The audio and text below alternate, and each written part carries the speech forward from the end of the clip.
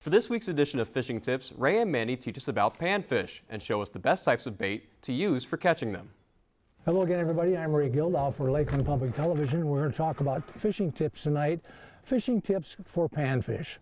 I love fishing panfish and I love fishing perch. I can't wait until September comes for the fall perch run for me. And I want to show you some of the baits that I use. And as you can see, I've got a lot of them. And a lot of these perch are pretty cannibalistic, and they go after other perch. And the most effective little perch, I take a little tiny jig and put it on these with little tails, and that little tail action, they cannot resist it.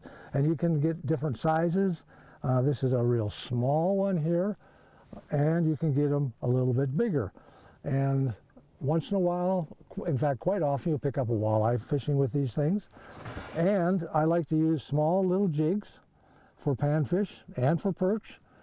This is a little jig with a nice little yellow tail, and these are little tube jigs, little tiny tube jigs, and they're very, very effective for sunnies, bluegills, crappies, and another just a little tiny, that's a hook in there with a little tail on it. And these are just some of the array that I use for panfish. I'm on the opposite end of the spectrum. I got spoiled as a kid on Devil's Lake catching giant 2-pound perch. Here in the Brainerd Lakes area, I'm chasing giant crappies. We are definitely known for our giant crappies and our giant sunfish. And I'll tell you, my super secret go-to, puddle jumpers. Crappies love puddle jumpers, and they come in a different array of colors. These are my two go-tos. So I would say, based on the water clarity, if it's super clear, if it's super dark and tannic, play with those colors. White obviously works very, very well, both in clear and in tannic waters.